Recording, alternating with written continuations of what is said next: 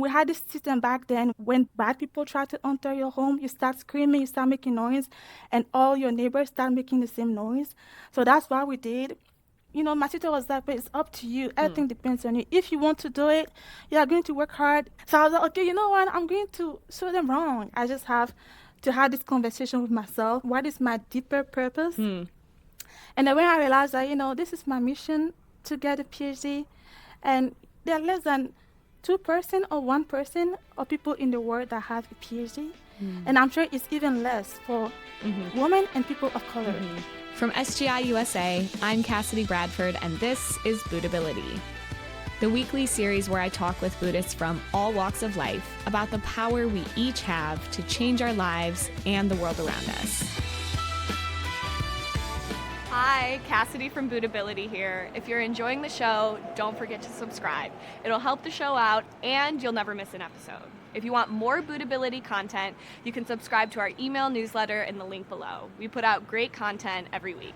Enjoy the show. Welcome, Samirah, and thank you so much for joining Buddhability and sharing your story today. Your experience is, I think, really timely with the world today.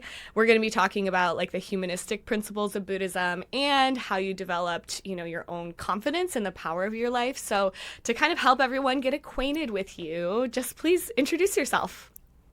Yeah, thank you so much, Cassidy. I'm so happy to be here. Thank you so much for the opportunity to be on Buddhability.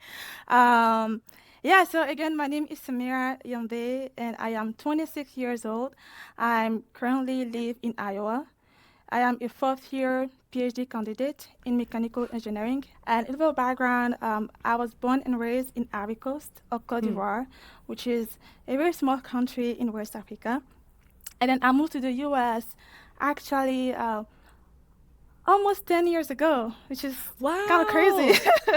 Oh my gosh. So I'm going to celebrate my 10th year in December. Wow. So I moved here December 2016.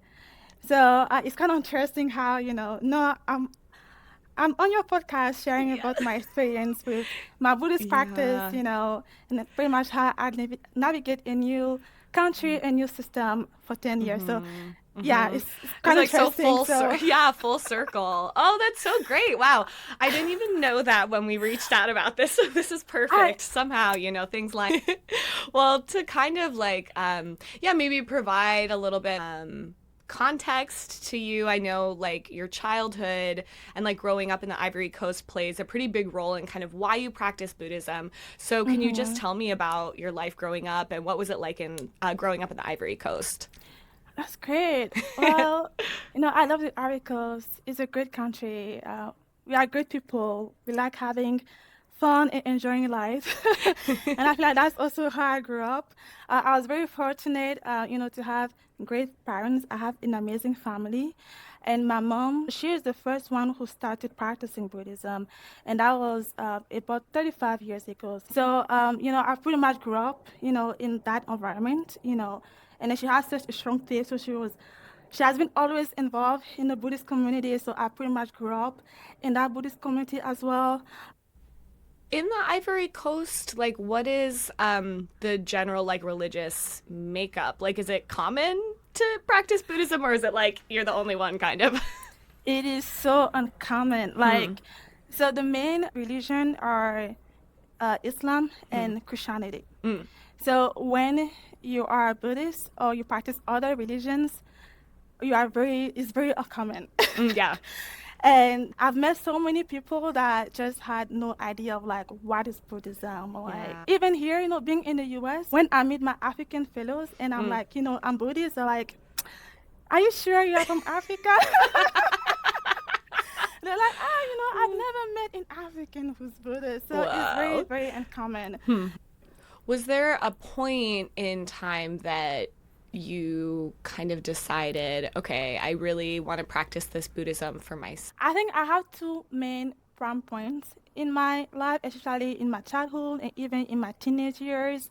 The first one, I was 11 years old, and that was back in 2011, where there was a civil war in my country. And that was definitely one of the most scariest and tragic moment of my life, having gone through war. And I remember at that time, we're all at home. I have a big family. I have like 5 siblings. Wow. So, and then I have my cousins around. So we're all in that same house. We're all supporting each other through those tough times. So during that time, we're chanting a lot. So chanting, I mean, we're chanting Nam-myoho-renge-kyo all the time. I think when the war started, we were doing like non-stop, and they were just taking turns. My mom, me, when they were young, but we don't have anything else to do except praying, right? We had to pray for peace, and everything that you could hear is just like the sound of the gunshot, people screaming. It was very yeah, it was very bad. So like I said, we're chanting so much, and I remember during that time, actually, the rebels tried to enter our home. And it's so fresh in my mind because I just finished praying and I was like, well, I just want to go by the window, and because we have a backyard in my house. So I went to the window and I saw that the robbers were trying to they were climbing the fence, and there were maybe like 2 jumps from our backyard. So at that time, I just didn't know what to do. So they saw me, I saw the face, and then I went to tell my auntie that they are here. What should we do? And then we had this system back then where, when bad people try to enter your home, you start screaming, you start making noise, and all your neighbors start making the same noise. So that's what we did. It was so close to enter our home, but then they left. And when they left, they told me that they are coming back. They come back for us. And I was so scared. I feel like that day I was traumatized. I was not sleeping. I was not eating. And I feel like, we're all very scared. And then from that time we started doing, like nonstop. Someone is chanting Nam-myoho-renge-kyo. And eventually they never came back. And, the war ended and they were all, physically we're all safe. But definitely, it had a toll on our mental health, like having gone through that. And at the end of this period of that war, all the members of our Buddhist community were all safe. And I think through that I was really able to see the power of this practice, and how when we chant Nam-myoho-renge-kyo, we truly activate the protective functions of the universe. So from that point, I was very appreciative of that practice, even though I was only 11 years old. Yeah. But, I started chanting consistently. I was, doing my morning and evening prayer. I started becoming more involved in the community. So, that was a very prime point in my Buddhist practice, but also in my life, I mean, when you go through war, it's like you're not a child anymore, you're an adult because you've seen so much. So yeah. Wow. So that was the first point. Oh my gosh. I can't even begin to imagine that experience. I grew up in such a life and environment. It's really maybe we talk about mystic in Buddhism, that you felt like after chanting, oh, I need to go to the window, I just want to see, and that that was, we talk about being in rhythm, right? Seeing right at the right moment to be able to protect your family is really very astonishing. From that time, I guess, were you still carrying, I mean, I imagine the answer is yes, but were you still carrying this kind of, trauma and fear and anxiety and worry after this? Actually, no. Wow. When that ended, I feel like our brain has that way of storing traumatized experience. Yeah. And that's what I experienced. All those memories came back 3 years or 4 years ago. Wow. Yeah, and then I don't know what triggered it. I think I was having a conversation, and then everything just came back, and I started crying when everything just came back. Because most of the time, when people used to ask me when I began practicing, I always share, I'm going to share that a little bit, when I was 14, 15, when I had my own personal experience. But when all those memories came back, I realized that no, it was actually at that point that I started my Buddhist practice. Wow. But somehow, those bad memories were just stored somewhere in my brain. Yeah. It's interesting, how our brains are. Yeah, totally, to deal with Yeah, trauma, absolutely. but it was just stored somewhere. And then so I think I was just having a conversation with someone, and then everything just came back.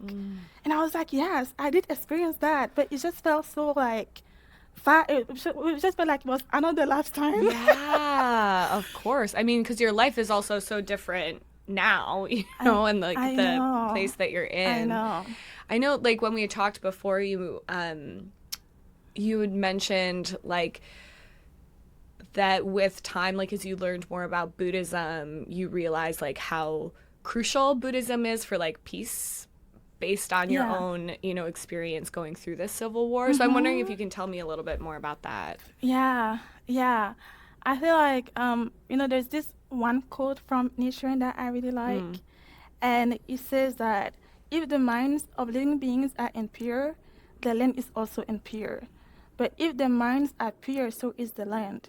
There are no two lands pure or impure in themselves. The difference lies only in the good or evil of our minds. And that quote, I really like it. And I feel like that also translates into the Buddhist principle of the oneness of life in our environment. Our environment is just a reflection of our own lives. And that civil war in my country was rooted into difference. And that could be difference in political views, religion, ethnicity, language. It was just based on difference. And that's what started that civil war. Based on that concept that our environment is a reflection of our lives, it means that, a little bit within us, we also have biases. We also discriminate a little bit when you see someone from a different ethnic groups, or someone that looks different from you, or someone who has a different political views than yours. So somehow we all have that within us, and that is directly reflected into our environment. Sometimes I think about that a lot, especially right now, when I feel like so many people are going through something similar. And, that truly saddens me. And I pray a lot for world peace, for peace in the world. In Buddhism, Nichiren always share that life is the most precious gift. And life is most precious than any treasures. And I just hope that each one of us can really realize that our life is precious, but also other people's life is precious, regardless of where they are from, how different they are, but all lives are precious. I imagine growing up with that belief system and then, seeing like violence taking place around you. Did having that like kind of view, I know you were quite young, but did that help you feel any sense of like hope or purpose even after moving on from that time? Did I feel any type of hope? I think I did. Like I said, in my country we are very happy people. I would say we like to enjoy life, and even after that time, things just went on like nothing happened. Wow. I went back to school, and I think we are all hopeful for like a better future. And I think since then things has been better. We haven't had any conflict. So that happened 15 years ago. So I'm definitely grateful for that. And I truly pray that we can maintain this peace. Yeah. I mean, that's why so many of us like practice this Buddhism, right? Like recognizing that the philosophy of Buddhism and like the way in which we live our lives is all directed toward peace, by really supporting the happiness and just lives of all people. So thank you so much for sharing all of that. And you mentioned that you had sort of a second experience or like kind of a turning point in your life in maybe like your childhood. So do you want to share about that?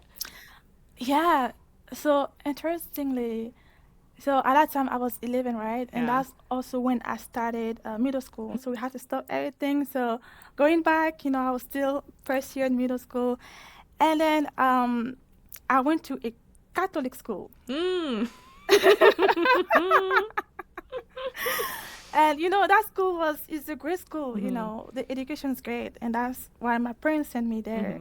And of course, I'm the only Buddhist in the whole school. Yeah. Sounds about right. So I remember first year, and then the Catholic system is like every morning you do prayer. So someone come and they will go around, and each student would lead the prayer. And at that point, I fully accepted that I'm a Buddhist, right? Because of all the things that I've experienced, I'm like, I'm definitely a Buddhist. So I go and I'm like, well, just so you know, I'm Buddhist, so I cannot lead the prayer. And of course, they respected that, and I appreciate that they respected my religion. But I was like, well, when they are praying, of course, I'm going to stand up. But as do the prayer, I'll also pray in my heart. I'll be chanting Nam-myoho-renge-kyo.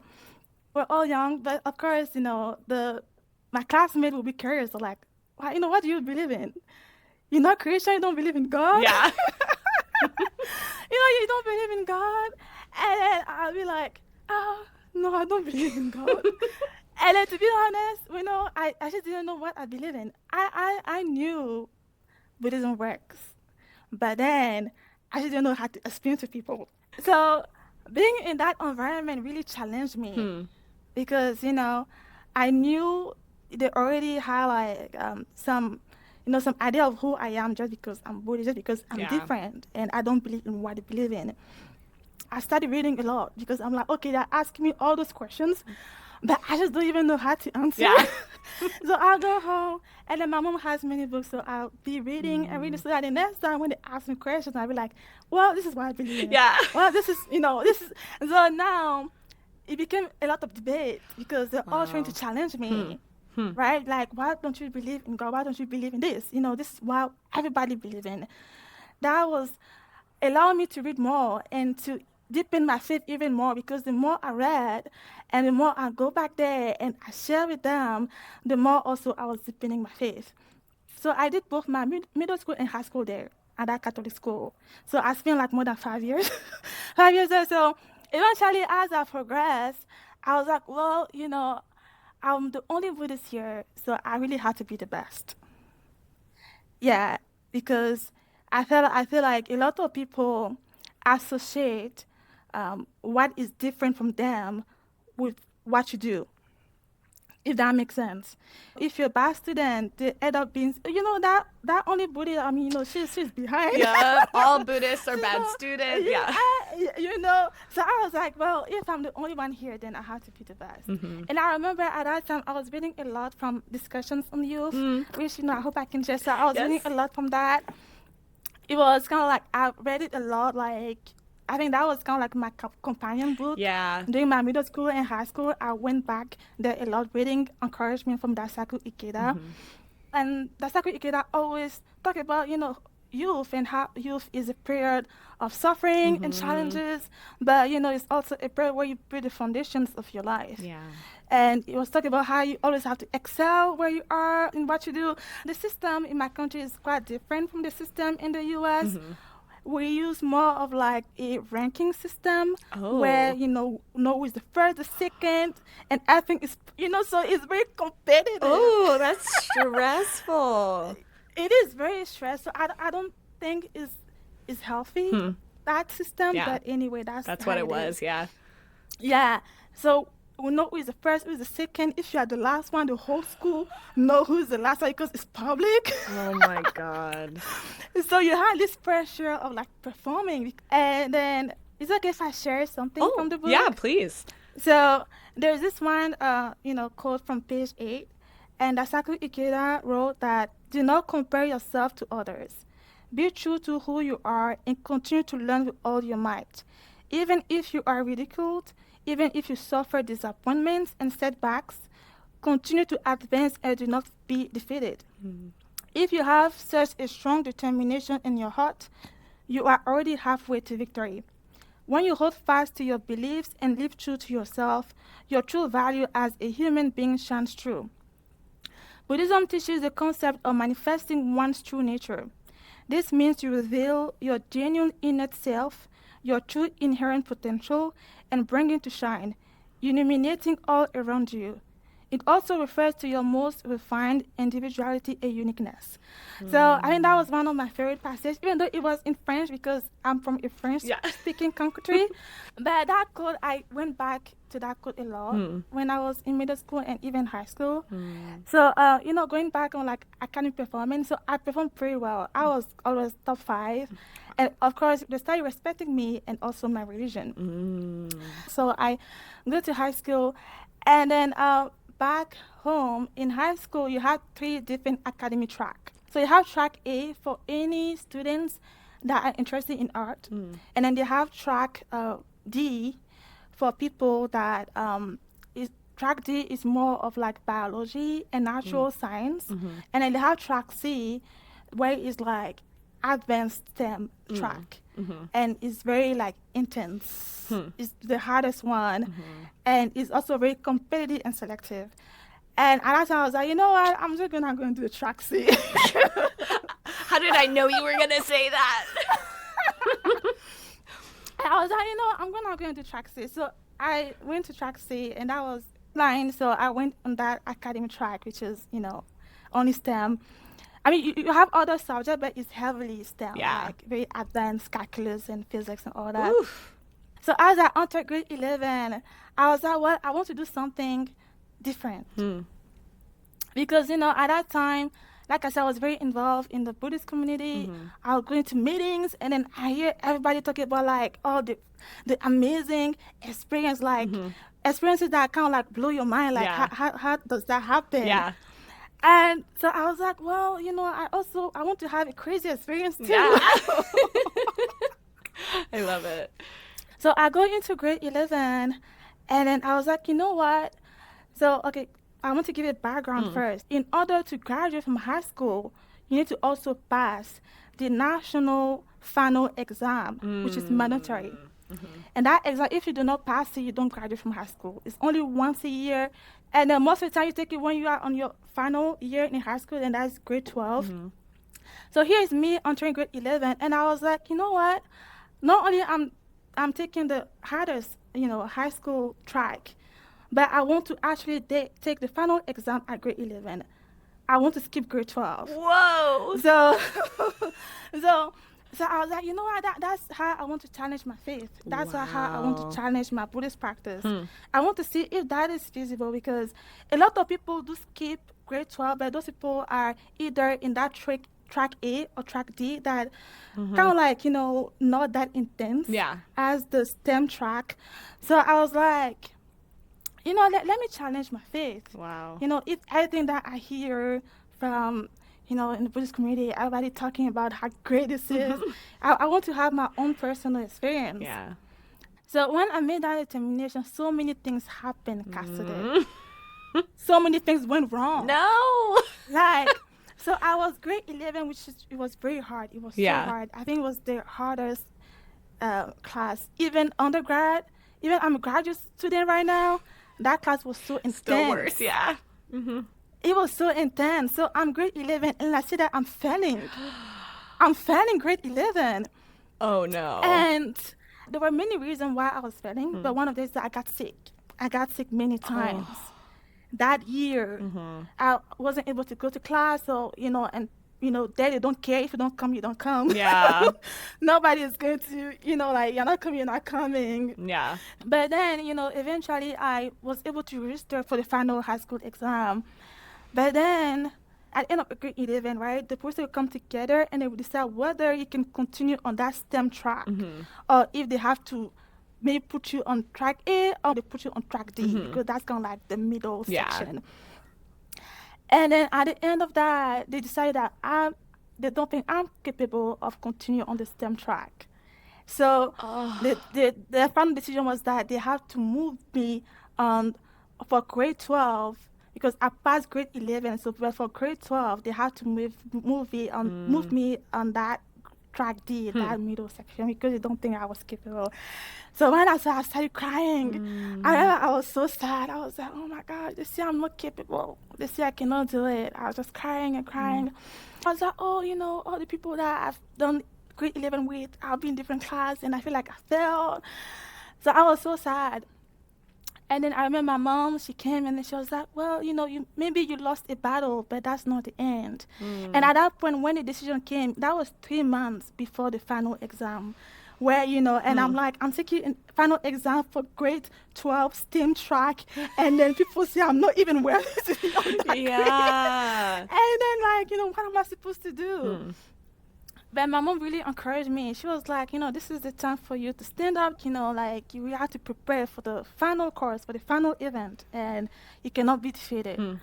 So, after her encouragement, I was like, yeah, for 1 week, I'm going to chant to really rebuild that confidence so that, I start believing that it is possible. It was 2 months away, and then now that I was about to even start the grade 12 materials, I haven't gone to the grade 12 materials.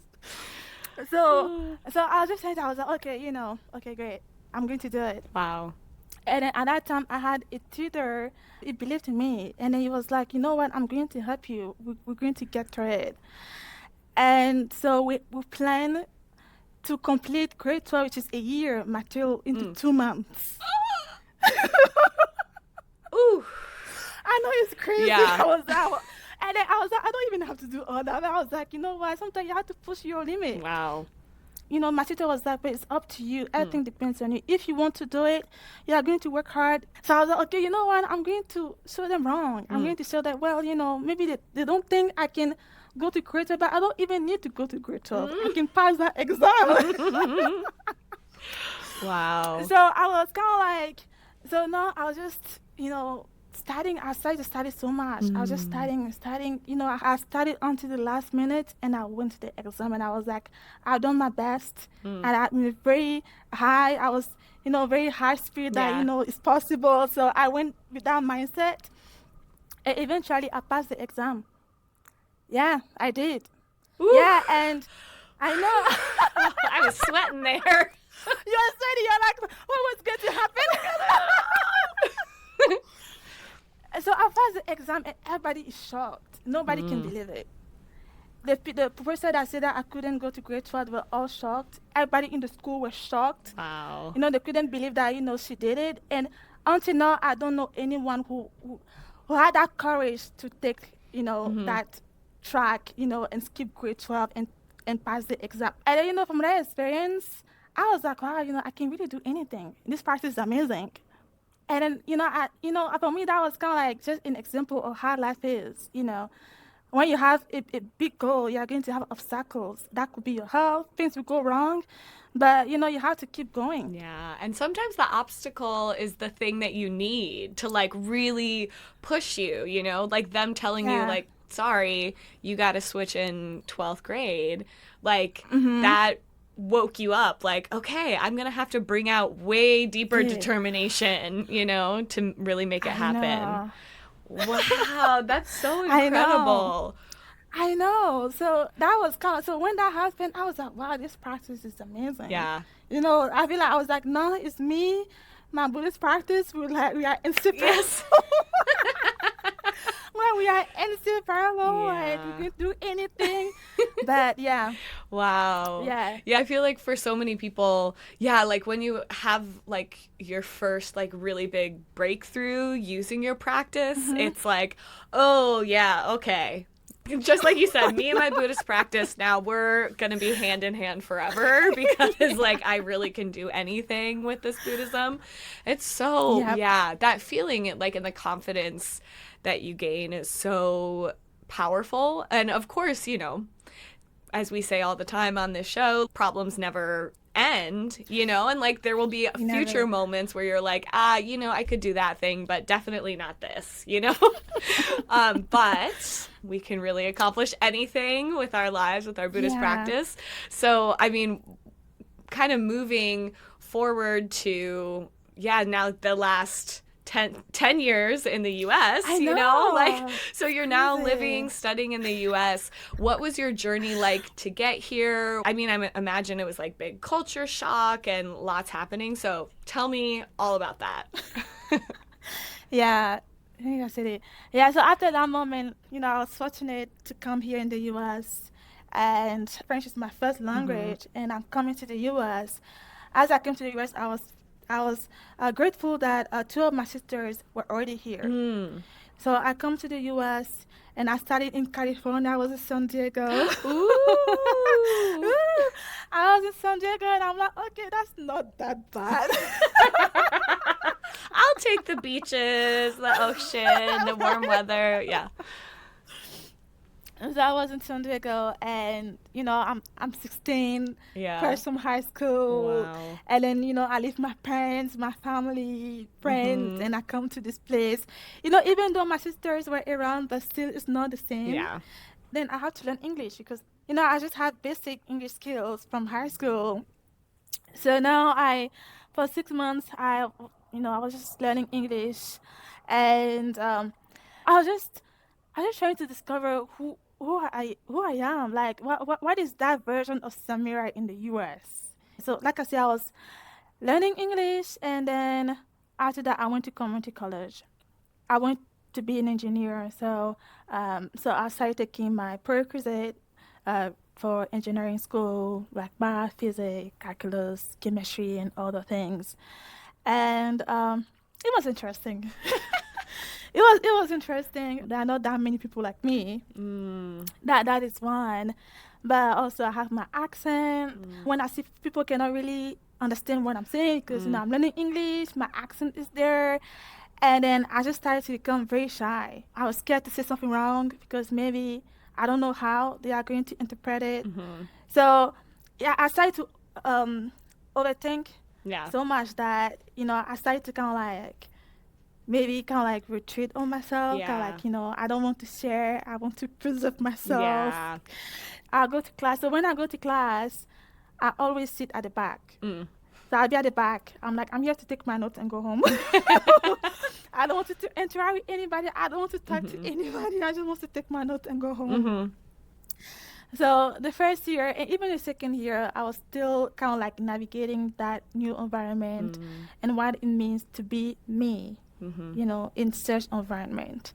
And I'm as African American, as a Black person, and being in an environment that is mostly different.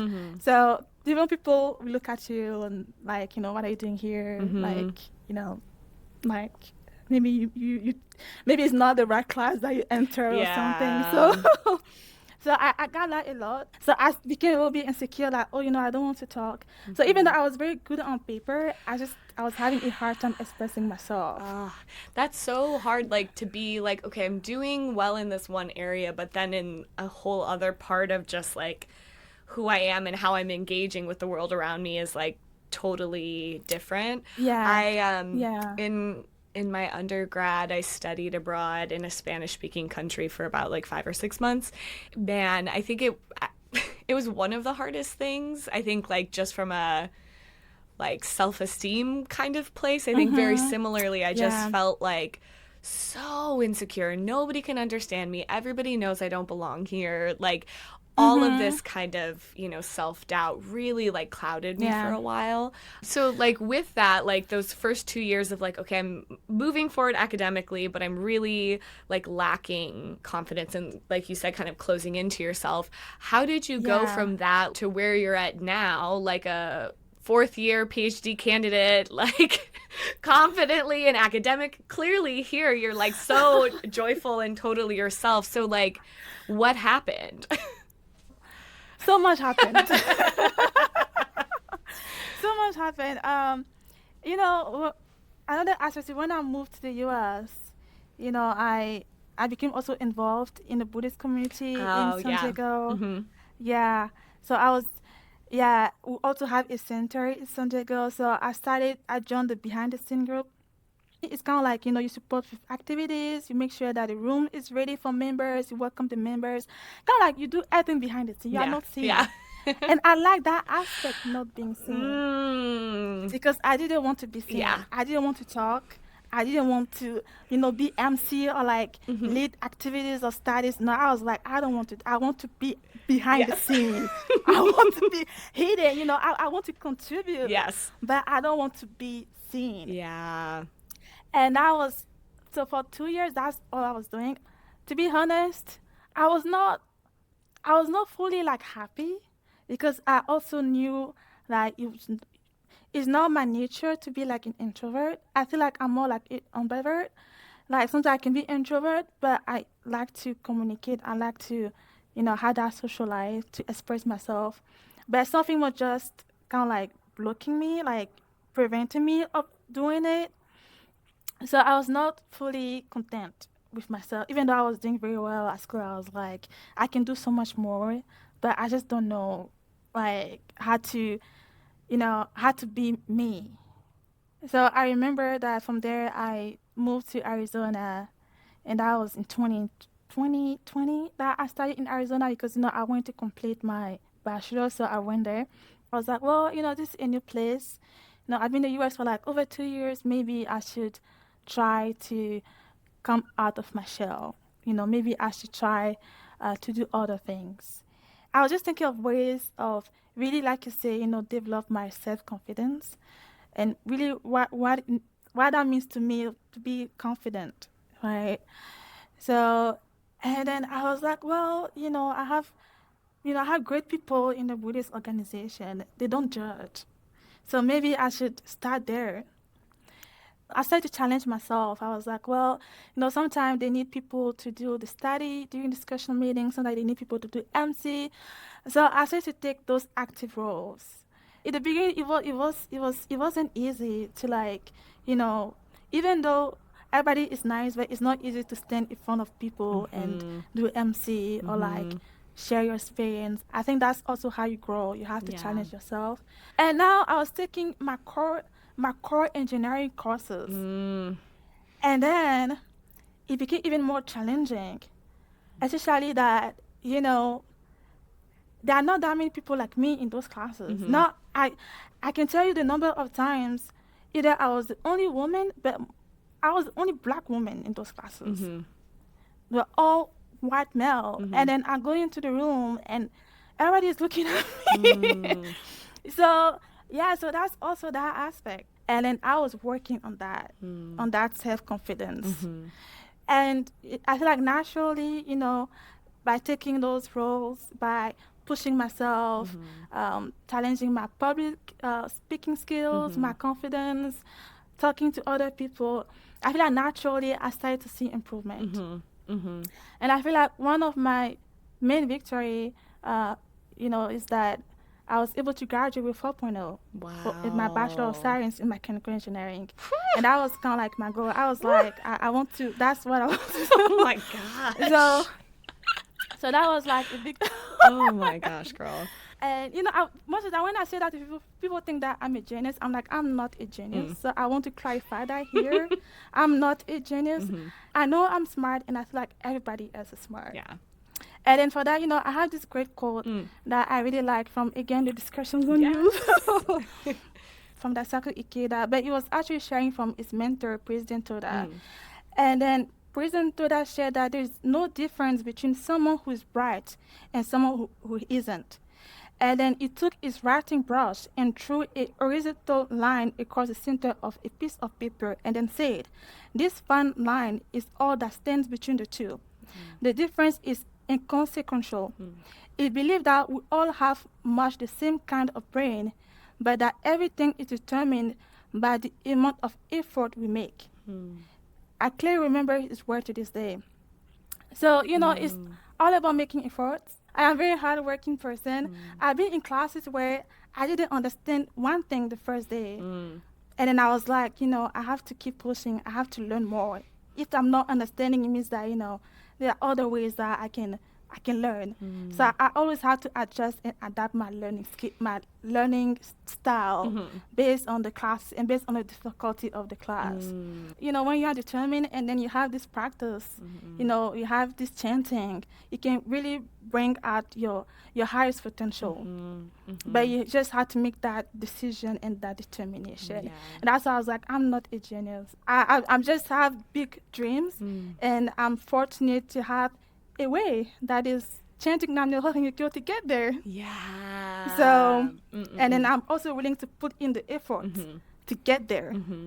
So it's not magic, it's hard work. Yes. For a lot of prayers and a lot of determination. Oh, 100%. So wow. So yeah. can you tell me more about like the role that chanting played and still plays in you being able to like bounce back? Yeah, what chanting gives you like internally to be able to be successful? Wow, that's a great question. I think it's just, yeah, when you chant, I feel like it's just, like I say, it happens internally, but it's also happen naturally. Yeah. You know. Yeah. And then we talk about life force. You know, we chant to have strong life force.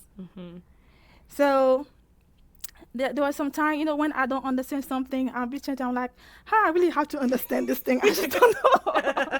I'll be like, I really have to understand this concept that I didn't understand. And then, you know, I chant this way, and then at the same time, I also work. Yeah. You know, that's why I say, you know, it's both prayer and action. But another perspective on that is that, you know, a lot of studies shows how meditation, because chanting can be seen as an active meditation, also affect your brain.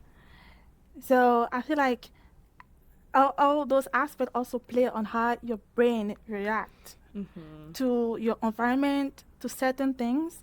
I was not born bright. If you ask my parents, they say I was very average. And even my parents, sometimes they are surprised. They're like, wait, how did you do all that? Because I was a very average student. My later year in middle school and high school, that I started to really perform pretty well academically. And that also coincided with when I started really chanting. Yeah, I was just about to say that. Yeah. Oh my gosh. Yeah, that was that same period, because I was not that bright. Like, if you go elementary school, they'll be like, and I was a little bit stubborn too. So they'll be like, oh, this girl. So some people get surprised or like how well I'm doing, because they all know I have this other side. I have this other side, which that other side is still there. Yeah. But yeah, so I think chanting really gives you that life force to really face any obstacles, but also to really find that strength to determine yourself when things are not going the way that you want. You know, when challenges comes, I always start with prayer. Prayer is really kind of like at the center of my life. Yeah. Every decisions, everything that I do, I always start with prayer, and I always start with my morning prayer. My morning prayer for me is so important, especially right now as a Ph.D. student. If I don't chant pretty well in the morning, many things happen. So my morning prayer, it's so important. How do I start my day? So it's prayer, and also I study a lot.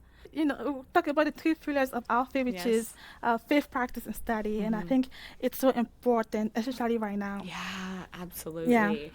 I'm wondering, maybe this is a little bit of a pivot, I'm not sure, but, you know, you're now, again, like, Ph.D., very like joyful and seem kind of like you know who you are.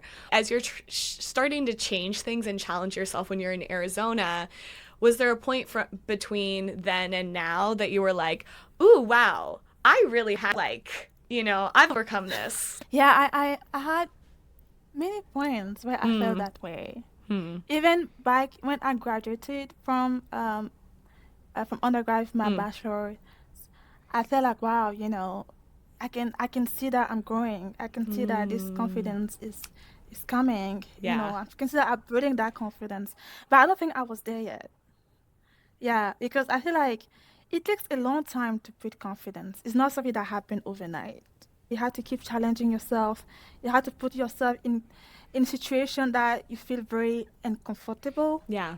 Because I'm sure neuroscientists can speak better than what I'm going to say right now, but you know, your brain is also kind of like a muscle, right?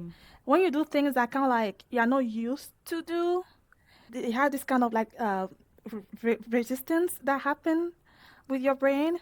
So you kind of like have to train your brain to do new things, and that can be very exhausting and also very challenging. Yes. And you know, I've been there. I've done things that, you know, being let's say, you MC or that you do something that you are not used to, and then after you're so exhausted because it requires you so much life force, but you couldn't say no because you are trying to like, push yourself, you are trying to challenge yourself. So it took me some time, even though I could see improvement, but I knew that like I have a lot to do, I have more to do, but I just have to keep going. Like it's a process, so you have to trust the process, you have to keep going.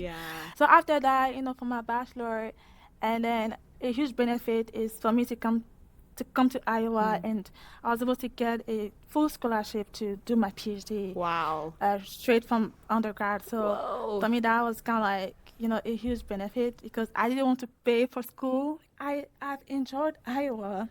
I'm working with really great people, so maybe that's why I'm also enjoying my time here. But that also came with many challenges. I have to like push myself even more and grow. But I think, being in the PhD actually had allowed me to really, completely build that confidence. I've completely found myself doing the PhD in Iowa. It's amazing. I think, it's kind of like, I reached a moment I was like, wow, like, I'm doing things. Yeah. But I did have like a very, a very prime point in my faith toward my PhD. So when I started PhD in 2022, in 2023, I was diagnosed with stomach ulcer. A severe stomach ulcer, 2023. And then, I started a treatment, but the treatment was not really helping. And then in 2024, my health just degraded. I started feeling worse and worse. And then it was during the fall. So fall 2024, I got COVID.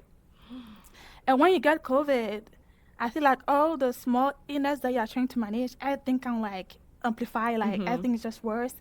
And that's what happened. So I became very sick. And then at the same point, I also had a major burnout. Yeah. And I've never had a burnout in my life so far. So I just didn't know the signs. I just didn't know what was happening. So now I have, that physical health condition, which is stomach ulcer. Then I have a major burnout where I cannot study, I cannot work, I cannot do anything. And I'm just like, what is happening? And then for 10 days straight, I couldn't eat, sleep. My parents were worried. They are back home. They are all worried. Like, they have never seen me in that state before. And I think the 2 weeks after I realized that my health was not improving, I was continuing chanting. And at the time, even when I couldn't sleep, I would be chanting because I was trying to figure out what was happening. Yeah. And at the moment, I was like, what am I even doing with my life? Why am I even doing a PhD? Whoa. Like, what? And then I just felt like giving up. Wow. And then it was a point that I packed myself and I went back home. Wow. Yeah. I dropped all my courses. I asked for permission. I was like, I need to take care of myself. When I went back home, I followed another treatment for the stomach ulcer. But I was just asking myself so many questions. Yeah. I was just asking myself, like, why am I 1,000 miles away in the United States and my parents are here? Why am I doing a PhD? Why am I doing a PhD? It cannot be about money. It cannot be about the title. It has to be another reason. Because by then I'd be like, oh, I'm doing PhD because I can do a PhD. I feel like it couldn't be all those reasons. It has to be something else. So I was really chanting for my health, but also for me to kind of like get back on track and how this track looked like for me. Yeah. I was chanting, I was getting, guidance from my my Buddhist friends, my mom, everybody was trying to encourage me, but I was stuck. Yeah. I was just like, no, I don't know what is happening. Wow. Like, I don't know what I'm doing. I just started to question everything. And at that time I was also in a relationship. So I even started to question that relationship of like, why am I even in that relationship? I've been with that person for 4 years. It's not going anywhere. We are not aligned in values, in principles. I feel like I'm even kind of like change a little bit who I am for that person. So I was just asking myself so many questions. Wow. And then I was like, I call it kind of like my haha moment. but it was more of like just questioning everything. Yeah. And then at the moment I was like, you know what, I'm going to end this relationship now. So that was my first step my first step for recovery. I ended up that relationship because I was like, you know what, we are not aligned in values. And clearly this is not working. We were trying so long to make it work, but no, it is not working. Let's just end it. Yeah. So that's one thing that I was able to figure out. You know, after 4 years, you know, somehow I knew that it wasn't there, but I was just trying to kind of like, you know, make it work. Yeah. So I fixed that first one. But now the second one was, why am I doing the Ph.D.? And that was the one that I needed. And I needed to have like a very strong reason that's just not about me. That's just not about like, you know, because I want to show off. Maybe because I do want to show off. But I remember I was like, you know, I was just looking at my siblings. I had 3 younger siblings. And, you know, when I skipped that grade 12 to take my exam, my 2 younger siblings also did the same thing. They all skipped grade 12 and they got their final exam. And then, you know, I was just thinking about like, you know, how it is important to like, to show the way for future generations. You know, and how as a minority, how it is important for me to achieve this. That is not even about me, it's also about for my younger siblings, for the future generation. Because I've seen so many people drop out from undergrad because they felt like they were not enough representation. They felt like they didn't see people that look like them doing it. And even same for PhD, grad school. Some people don't even go there because they feel like it's not for them. And just because they feel like there are not enough people that look like them. So I feel like, you know, that maybe that is my mission. Because I know I'm capable of doing it. So that should be my mission. And then at that moment, that actually where I fully recovered. And that was end of December 2024, and I fully recovered. I started working again. Everything came back normal because I feel like I just have to have this conversation with myself, kind of like, you know, what is my mission? What is my deeper purpose? And then when I realized that, you know, this is my mission to get a PhD, and even right now, there are less than 2% or 1% of people in the world that have a PhD, and I'm sure it's even less for women and people of color.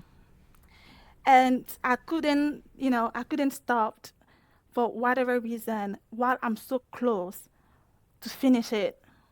When I had this moment, you know, it became clear that, you know, I want this degree. So, you know, I was back home. So last year, I came back January 2025. And then coming back to the States now, you know, I recovered from the illness. You know, I have a very fresh sense of mission. And, you know, I feel like that time, I feel like I just awakened to my mission as a Bodhisattva of the earth. That's how I call it, you know. And I feel like we all have our own mission that we need to accomplish to either create a space around us, but also, ultimately our mission as Bodhisattva of the earth is causing with food that is world peace. It happens when each one of us excel at what we do, where we become leaders in our field, or whatever that looks like for anyone, right? Maybe you, Cassidy, your mission as a Bodhisattva of the earth is to create those great podcasts to inspire many, many people. And some people today, their mission as Bodhisattva of the earth, you know, if they enjoy singing, is for them to create songs that inspire hope in others. And I feel like me, as a scholar, my mission is you know, to do well in my PhD, to be able to address societal issues, because that's what I do for my PhD. My research is into sustainability, and my dissertation is on plastic waste upcycling, where we are trying to find new ways to recycle plastic waste and to limit plastic pollution. Wow. That's all my PhD is about. We all have our own mission. That's how you create a peaceful world, where you excel, you shine at what you are doing and what you know how to do best and well. And once you do that, you also inspire hope and joy around you, right? That's our mission. And each one of us has that unique mission that we are all meant to accomplish. So So when I had this moment, so I came back last year, January, and I was just trying to figure out, okay, how do I go back with that lifestyle of like not only work hard, but also how do I take care of myself, of my Yeah. health? Because by then I don't think I was taking good care of my health. I was sleeping anyhow, anytime. I was not getting a lot of sleep. While I knew that my health was fragile, but I was not caring that much for my own health. So I was kind of like, getting that rhythm of like, okay, how do I care for myself? How do I make sure that I'm fulfilling my mission? And so it got slow, but last year, once I had that haha moment, last year I was able to do my two exam in PhD. We have qualifying exam and preliminary exam. I was able to pass both in 1 year. I wrote two manuscripts. I went to three conferences. I was wild. And then I felt like it may because I had this moment where I just awakened to my mission. Yeah. I realized that this is my path. Not only, that career life, but also even in my relationship, I was able to meet a new partner where we are very aligned in values. And then I feel like that moment that I had, that moment of sickness, of where, maybe I felt stuck, that moment was really for me to have it, to really gain a deeper meaning of life. Yeah. In my mission. Because once that was very clear in my mind, I felt like I was just running. Yeah, unstoppable. I was just going for it. It's very important to like kind of have that mission, being aware of your mission and have like that deeper purpose of what you are destined to do, or even not destined, but what you want to create for yourself. Yeah. So, yeah. For so many people that I talk to, I think, yeah, that aspect of like whatever thing that you want to do with your life, understanding the deeper level what the purpose is, like how does this contribute to society, to humanity, because I think it's not sustainable to only have just because I love doing this thing, because sometimes your life shifts and like, wow, this thing isn't all that fun right now, or like it feels kind of purposeless, like yeah, maybe I'm good at it, but like what does it matter? Like being good at something isn't enough to feel fulfillment. And so I think like that sense of fulfillment is the thing that can really be like the catalyst for us to fight harder and do more. So yeah, I'm so glad you shared that. That's like such a crucial thing.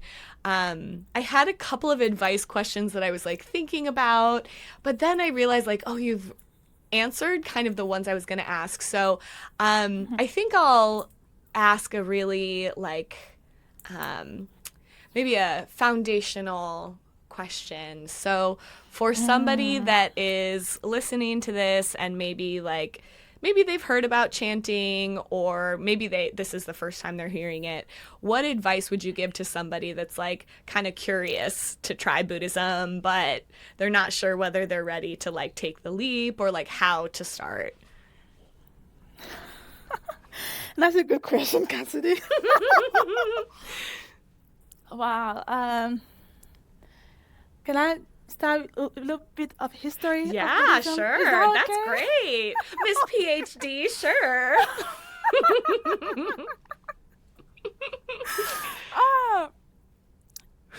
Okay. How did Buddhism start? Right? It was over 3,000 years ago with Shakyamuni. And Shakyamuni went on this quest for enlightenment. But really, he was trying to find a solution to the four universal sufferings. And that is birth, aging, illness, and death. And then, from that, went through so many practices, and then eventually he reached enlightenment. And then he went out and wrote so many sutras or teachings. And then, 2 years later, after his passing, then we have Nichiren, Daishonin from Japan, who he went back to read all the sutras that Shakyamuni taught. And he found out that the direct path to enlightenment is to chant Nam-myoho-renge-kyo. That's how we can address all those four universal sufferings, right? Because those sufferings will always be there. And those stories also come with other obstacles, Some people are looking for jobs. Some people are looking for their life partner, for the husband or for the wife. There's so much going on. We also have violence, famine, war. But then, it was like you can tackle all that because you are going to go through all that regardless of your religion, where your origin, rather who you are going to go through all those four sufferings. To be able to go through all that, you need to be strong. You need to have what we call an invincible spirit. You need to have an unshakable self. That's why we chant Nam-myoho-renge-kyo, to be able to strengthen ourselves. I'll tell anyone who wants to start a practice that, you have challenges, they won't go anywhere, but you need to just toughen up. you need to be strong. You need to have a strong life force so that you can face all those sufferings. And that's why we practice, to really bring forth our Buddhahood, our stronger self, our highest potential.